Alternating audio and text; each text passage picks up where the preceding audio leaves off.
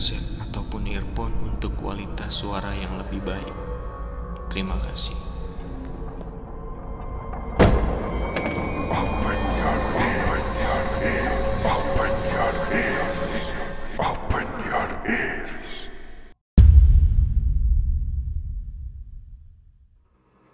Halo, apa kabar semuanya?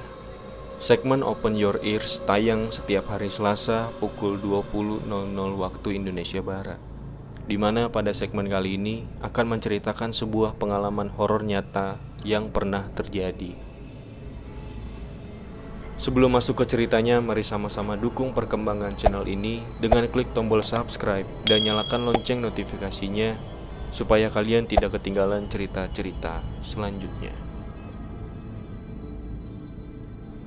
Cerita kali ini ditulis oleh sebuah akun Twitter @nyetopcovid19. Di sini dia bercerita mengenai sebuah kota tak kasat mata yang berada di Kalimantan Selatan. Penyebutan nama sudah disamarkan. Apabila ada kesamaan dalam penyebutan nama, itu tidak ada unsur kesengajaan.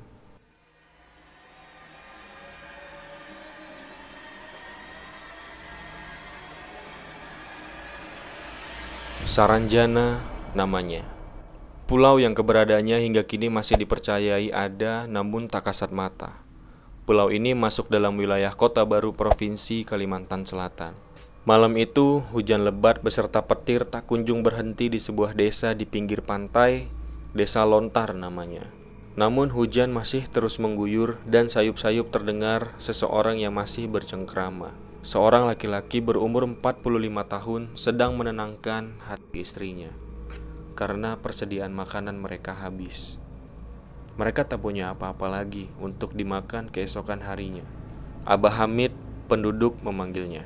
Lulusan salah satu ponpes di kota daerah B, Abah Hamid merupakan pengurus musola di tempatnya dia tinggal. Musola yang sangat sederhana namun satu-satunya di kampung itu. Mereka terus saja bercengkrama. Mereka tak sadar ada yang mengintai mereka dari luar bilik tempat mereka tinggal. Hujan sudah reda dan hari sudah menjelang subuh. Abah membangunkan istrinya untuk sholat tahajud. Abah keluar rumah untuk berwudu. Sang istri menyusulnya. Si pengintai masih saja mengamati gerak-gerik mereka berdua seakan-akan sedang menunggu mangsanya lengah. Setelah selesai wudu, mereka berdua masuk dan melaksanakan sholat tahajud. Setelah itu, waktu subuh pun tiba. Abah Hamid yang menjadi pengurus musola segera beranjak dan bergegas menuju musola untuk azan dan istrinya tetap di rumah. Jarak rumah ke musola tidak terlalu jauh, hanya 70 meteran. Namun harus melewati hutan. Dalam keadaan tanah masih basah bekas hujan semalaman, Abah Hamid berjalan dengan santai. Tak seberapa jauh dari rumah Abah Hamid merasa janggal. Seperti ada yang mengikutinya dan mengawasinya. Dia menengok ke belakang, siapa tahu istrinya ikut. Ternyata tidak ada apapun, kosong. Namun ketika hendak melanjutkan perjalanan, tepat di depan matanya telah berdiri dengan tegak sosok tinggi besar dan hitam, diiringi oleh bau seperti benda lama yang tersimpan dan berdebu. Sosok itu memandangnya tajam, giginya runcing, badannya berbulu, kukunya tajam. Wajahnya mendekat ke wajah Abah Hamid. Napasnya mengendus. Kepalanya mundur lagi dan tangannya bergerak seakan hendak mencengkeramnya. Namun ketika sekitar 1 jengkal lagi, tangan genderuwo itu mendarat di tubuh Abah Hamid, ada keanehan terjadi. Genderuwo itu seakan-akan melihat sesuatu di belakang Abah Hamid dan langsung genderuwo itu tertunduk. Seperti para pengawal kerajaan yang sedang tunduk ketika sang raja lewat di depannya. Genderuwo itu yang tadinya wajahnya sangar dan gahar kini mirip biskuit yang tercelup ke air. Dia mundur dan mempersilahkan Abah untuk melanjutkan perjalanan ke musola. Abah Hamid menyempatkan diri menengok apa yang sebenarnya yang ada di belakangku hingga genderuwo itu tunduk. Abah Hamid terheran-heran. Sesampainya di musola, lekas Abah Hamid menunaikan kewajibannya dan setelah selesai lalu pulang. Beberapa langkah dia meninggalkan musola, ia dipanggil oleh seseorang. Wajahnya tampan, bajunya putih bersih. Dia menyerahkan sebuah bungkusan yang entah apa isinya, dan hanya berpesan, "Bukannya nanti, di rumah saja." Abah Hamid tak mengenali siapa pria itu. Dia bukan salah satu jamaah yang rutin ia temui, namun ia menuruti saja apa yang pria itu suruh. Ia membawa bungkusan itu. Sesampainya di rumah, istrinya masih menunaikan sholat subuh. Ia menunggu istrinya sampai selesai dan menceritakan apa yang ia alami. Abah Hamid bercerita bahwa ia bertemu dengan seorang pria yang tampan dan gagah, memberikan bungkusan dan memintanya untuk membukanya di rumah. Mereka berdua gemetar dan penasaran, apa sebenarnya isinya? Perlahan Abah Hamid membuka tali pengikat bungkusan putih itu. Dan betapa terkejutnya mereka berdua setelah dibuka ternyata isinya adalah sebuah tali dari benang hitam dan beberapa lembar uang. Namun tiba-tiba tali hitam itu sudah berpindah dari dalam bungkusan ke kaki kanan Abah Hamid. Ia berusaha melepaskannya namun gagal. Akhirnya menyerah dan segera menyuruh istrinya untuk pergi ke pasar berbelanja keperluan makan hari itu. Pak Hamid pun segera pergi ke kebun karet yang ia miliki. Tepat pukul 10 waktu Indonesia Tengah, Abah Hamid pulang dan berencana untuk sarapan. Namun sang istri belum selesai masak. Akhirnya Abah Hamid mandi dan sejenak duduk santai di ranjang yang satu-satunya ia miliki. Tak sadar ia pun tertidur. Dalam tidurnya ia bermimpi, ia bertemu dengan genderuwo yang tadi pagi hampir mencelakakannya. Genderuwo itu bersujud kepada Abah Hamid meminta maaf. Abah Hamid pun terheran. Kenapa makhluk itu meminta maaf? Seakan-akan menyesal telah menemuinya. Ditanyalah genderuwo itu kenapa sampai bersujud untuk meminta maaf kepadanya. Dan si genderuwo itu pun menjawab bahwa ia tidak tahu bahwa Abah Hamid ini mempunyai bodyguard yang kesaktiannya melebihi genderuwo itu. Abah Hamid makin bingung dengan perkataan genderuwo itu. Genderuwo itu menjelaskan bahwa orang yang memberinya bungkusan tadi adalah jelmaan dari bodyguardnya Pak Hamid. Dan genderuwo itu menjelaskan selama benang hitam itu ada di kakimu, kau takkan bisa disentuh oleh makhluk ataupun jin dari manapun. Benang itu ibarat sebuah tameng bagi yang memakainya, sehingga tak ada satupun setan yang mampu mencelakakanmu. Begitu kata si genderuwo memperjelas. Dan tiba-tiba ia terbangun karena masakan istrinya telah matang. Mereka sarapan bersama. Pada saat sore, keanehan mulai terjadi. Sepulang dari musolah, Abah Hamid kembali merasa diikuti oleh seseorang, namun setelah ditengok, tak nampak seorang pun di belakangnya. Ia baru ingat bahwa ada undangan pengajian dan dia yang menjadi narasumbernya di desa sebelah. Ia menaiki sepeda ontel, melewati hutan dan jalan berbelok-belok. Sesampainya di lokasi, ia heran. Ternyata banyak sekali jamaah pengajian kali ini. Tak seperti biasanya yang berjumlah kurang dari 10 orang. Ini bahkan lebih dari 25 orang yang datang. Seakan-akan antusias dengan pakaian kompak serba putih, baik perempuan maupun laki-laki. Ia bergumam dalam hati, Alhamdulillah, jamaah makin banyak. Setelah masuk dan menemui tuan rumah, ia memohon izin untuk segera memulai pengajian karena jamaah sudah banyak. Dan si tuan rumah terheran-heran sampai garuk-garuk kepala. Dalam penglihatan tuan rumah, jamaah yang datang baru 3 orang. Namun karena menghormati Abah Hamid, maka tuan rumah pun menuruti dan segera memulai pengajian. 30 menit berlalu dan pengajian pun usai. Pak Hamid bergegas berdiri untuk pamitan kepada tuan rumah, begitupun jamaah yang lain. Pak Hamid masuk ke dalam rumah. Baru selangkah dia berjalan, tuan rumah sudah datang menghampiri dan mengerti apa maksud dari Pak Hamid. Pak Hamid berkata mau segera pulang, takut hujan.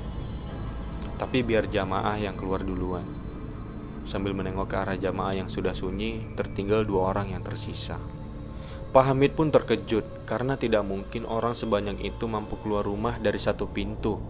Padahal jumlahnya sangat banyak. Karena gak mungkin juga mereka cepat dan tanpa berebut sedikit pun. Astagfirullah, berkali-kali Pak Hamid melafalkannya. Setelah itu Pak Hamid tidak jadi pulang, namun menceritakan apa yang ia lihat kepada tuan rumah. Dan ternyata tuan rumah pun tidak melihat bahwa banyaknya jamaah ternyata bukan dari golongan manusia. Cuma Pak Hamid yang melihat. Akhirnya Abah Hamid pun pulang dan kebetulan searah dengan salah satu jamaah Fatur namanya. Fatur menuturkan bahwa kakeknya yang seorang paranormal pernah mengalami hal serupa dan itu terjadi berulang kali. Dari kejadian-kejadian yang dialami kakek Fatur, diketahui ciri-ciri orang itu tidak mempunyai garis cekungan di antara hidung dan bibir atau rata. Dan kakek Fatur mengetahui bahwa orang-orang itu adalah orang sebelah atau orang Saranjana, sambil menunjuk sebuah pulau kecil di pinggir pantai. Abah Hamid geleng-geleng kepala, seakan tidak percaya apa yang dialaminya tadi. Sesampainya di rumah, dia menceritakan kejadian ini pada istrinya. Dia takut kalau menceritakan kepada istrinya akan membuat dia merasa khawatir dan was-was. 3 hari setelah itu, tepatnya hari Jumat, Abah Hamid pulang dari musola setelah melaksanakan sholat subuh. Suasana masih berembun, tiba-tiba ia dikejutkan dengan bau amis yang tercium, lalu dia mempercepat langkahnya. Namun semakin ia mempercepat langkahnya, semakin pula bau itu menyengat dan mendekat. Sambil berjalan, dalam hati ia berkata, apalagi ini? Semoga yang dikatakan genderuwo itu benar tentang benang hitam penangkal setan ini. Rumahnya pun mulai nampak dari kejauhan. Namun dari pohon pisang di ujung jalan itu, muncul asap yang awalnya kecil, namun lama-lama semakin besar dan semakin berbentuk menyerupai manusia yang dibungkus kain kafan, lengkap dengan talinya, dan tak salah lagi, pocong yang muncul di pohon pisang itu. Abah Hamid menundukkan pandangannya namun tetap berjalan. Ketika tepat di depan si pocong, tiba-tiba cahaya putih muncul menyilaukan mata. Nampak samar-samar ada sesosok manusia menunggang kuda putih, berbaju kerajaan zaman dahulu kala, lewat di antara Abah Hamid dan si pocong. Setelah itu keduanya menghilang. Abah Hamid mengelus dada dan bersyukur tak terjadi apa-apa. Ia bergegas pulang. Abah Hamid tak habis pikir mengapa akhir-akhir ini dia sering sekali diganggu makhluk halus. Ingin rasanya bercerita kepada istrinya, namun selalu gagal karena ia kasihan. Puncaknya, tepat pada malam Jumat Kliwon, Abah Hamid berencana untuk ke musola karena sudah masuk waktu sholat maghrib. Ia bersiap memakai kopiah dan membawa tasbih. Suasana senja itu sedang gerimis. Ia berjalan melewati pohon pisang itu, tak nampak keanehan di situ. Tiba-tiba saat berada di tengah perjalanan ke musola, ia terhenti karena ada yang memanggil dan tiba-tiba datanglah dari arah belakang orang yang beberapa hari lalu memberinya bungkusan berisi uang dan gelang benang hitam itu. Pakaiannya serba putih. Ia berkata, "Abah mau ke musola? Bukannya waktunya masih lama di sini?" Abah Hamid menjawab, "Iya, sekitar 30 menit lagi." Orang itu berkata lagi, "Di masjid kami tidak ada yang azan. Maukah Abah azan di masjid kami? Nanti akan saya antar lagi ke sini." Belum sempat Abah menjawab, namun orang itu menjulurkan tangannya seakan mau bersalaman. Seketika itu, Abah Hamid berada di sebuah jembatan yang berada di tengah laut. Di depannya terdapat sebuah gerbang yang sangat amat megah dan besar, dan sepertinya terbuat dari emas karena berkilauan. Orang tadi memperkenalkan namanya. Namanya Mustafa. Ia disuruh oleh rajanya untuk mencari pengurus masjid di kerajaannya. Sambil berjalan melewati jembatan itu, Mustafa menjelaskan, gangguan makhluk halus yang dialami oleh Abah itu memang disengaja. Karena itu semacam tes apakah beliau tetap teguh untuk datang ke masjid atau tidak. Begitu kata Mustafa. Sesampainya di depan gerbang, Mustafa mengucapkan salam, dan terbukalah gerbang itu. Abah Hamid pun takjub. Terciumlah bau harum yang khas tak bisa dituliskan dengan kata-kata. Di hadapannya kini nampak sebuah kota besar dengan gedung-gedung tinggi, rumah dengan pagar-pagar tinggi, semuanya dengan arsitektur yang sangat-sangat megah dan indah. Orang-orang yang berpakaian muslim lengkap. Abah Hamid bertanya pada Mustafa, "Sebenarnya aku ada di mana?" Mustafa menjawab, "Ini kerajaan kami, Saranjana." Lalu Abah Hamid diajak untuk menaiki delman yang kudanya memiliki kulit putih bersih dan tempat duduk yang sangat nyaman di bagian belakangnya. Ia berhenti di depan masjid yang sangat besar dan megah. Kubahnya terbuat dari emas, bagian depan lantainya dari kaca dan terlihatlah ikan-ikan laut yang berada di bawah kakinya sangat indah. Ia masuk bersama Mustafa dan dipersilakan untuk azan maghrib. Setelah selesai sholat, salah satu jamaah, Pak Jamil namanya, berinisiatif untuk menjenguk ke rumah Abah Hamid. Ia mengira Abah Hamid sedang sakit, sehingga tak bisa datang ke musola. Namun alangkah terkejutnya ketika sampai di rumah Abah Hamid, ia cuma bertemu dengan istrinya. Dan istrinya menjelaskan bahwa Abah Hamid tadi pamit pergi ke musola setengah jam sebelum waktu maghrib. Semuanya bingung, kemana perginya Abah Hamid. Lalu Pak Jamil bergegas mengabari kepada kepala desa bahwa Abah Hamid hilang. Istri Abah Hamid menangis jadi-jadinya, bahkan berulang kali pingsan. Penduduk desa akhirnya bersama-sama mencari Abah Hamid di hutan yang terletak antara rumah Abah Hamid dan musola, sambil membawa perlengkapan lengkap untuk bagandang nyiruh atau ritual mencari orang hilang di Kalimantan Selatan. Entong kayu, kentongan, dan nyiruh atau tempat membersihkan beras dalam bahasa Jawa disebut tampah, dan juga obor. Mereka berkeliling hutan dan mencari ke seluruh sudut hutan bersama-sama warga yang lain. Jam sudah menunjukkan waktu 22.00 waktu Indonesia Tengah, namun Abah Hamid tak juga ditemukan. Warga belum tahu bahwa Abah Hamid telah dibawa oleh penduduk Saranjana. Akhirnya kepala desa dan warga memutuskan untuk menghentikan pencarian karena hujan. Istri Abah Hamid dibawa ke rumah kepala desa untuk bermalam di sana karena kondisinya pingsan. Keesokan harinya setelah subuh, warga kembali mencari namun kembali pulang dengan tangan kosong. Abah Hamid tak ditemukan dan dianggap meninggal dunia. Warga kampung pun mengadakan tahlilan di hari ketiga dan di hari ketujuh. Sementara warga sedang melangsungkan tahlilan, di hari ketujuh Abah Hamid baru saja menyelesaikan azan iqomah dan sholat maghribnya di Saranjana. Lalu ia menagih janji kepada Mustafa bahwa ia akan mengantarnya pulang, karena ia sudah lapar dan istrinya pasti menunggu. Mustafa membawa Abah Hamid ke sebuah gedung yang sepertinya istana. Di sana dia diajak masuk ke sebuah ruangan, dan di dalamnya ruangan tersebut sudah tersedia berbagai makanan yang sangat amat jarang Abah Hamid makan karena beliau tergolong orang yang kurang mampu. Setelah makan, Abah Hamid diantar pulang oleh Mustafa dengan kuda dan keretanya yang indah itu.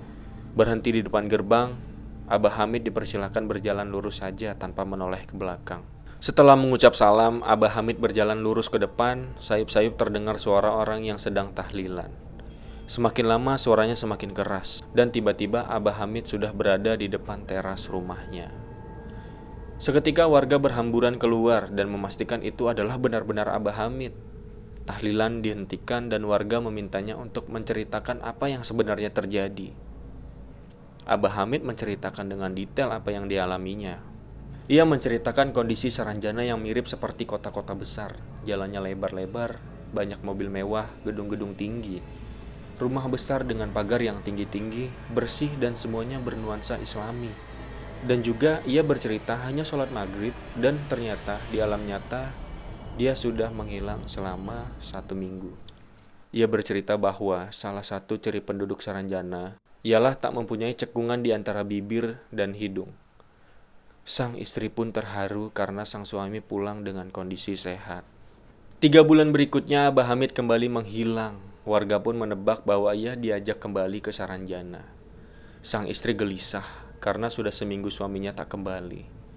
Namun pucuk dicinta ulan pun tiba. Di bulan kelima ia pulang dan menceritakan bahwa ia menjadi guru ngaji di sana. Setelah kejadian itu banyak warga desa di pinggir pantai yang sering mendengar sayup-sayup suara musik dari tengah laut. Bahkan cahaya warna-warni yang muncul seperti cahaya kembang api dari tengah laut. Dan mereka percaya bahwa penduduk Saranjana sedang mengadakan pesta di kerajaannya. Beberapa bulan setelah itu, salah satu penduduk warga desa mengadakan acara kawinan. Beberapa hari sebelum hari H, semua penduduk bergotong royong untuk membantu mempersiapkan pesta pernikahan itu. Abah Hamid pun di situ. Sambil memotong kayu, ia menceritakan bahwa di Saranjana buah-buahannya 3 kali lipat lebih besar daripada yang terdapat di alam nyata. Ia menceritakan bahwa ia memakan anggur merah menggunakan pisau dan harus dipotong menjadi 3 bagian baru bisa masuk untuk dimakan. Hari H pun tiba, semua penduduk diundang untuk menghadiri pesta pernikahan itu. Jumlah penduduk di desa itu tak banyak, sehingga tuan rumah merasa gugup untuk mengundang seluruh warga desa. Acara pun dimulai sekitar pukul 8 waktu Indonesia Tengah. Abah Hamid datang sekitar pukul 10 waktu Indonesia Tengah, namun ia terkejut karena banyaknya tamu yang datang. Sampai-sampai ia harus mengantri untuk mengambil makanan yang disediakan. Dia belum sadar apa yang sebenarnya terjadi. Setelah sampai pada tempat makan, ia tak sengaja menjatuhkan sendok orang yang lewat di sampingnya. Mereka saling pandang, dan Abah Hamid bergumam dalam hati, "Siapa ini? Apakah penduduk kampung juga? Ah, mungkin saudaranya si tuan rumah." Begitu pikir Abah Hamid, namun setelah dicermati tak satu pun tamu undangan situ yang ia kenali. Wajahnya sangat asing. Tak lama kemudian dia menyadari bahwa semua tamu yang datang adalah penduduk Saranjana.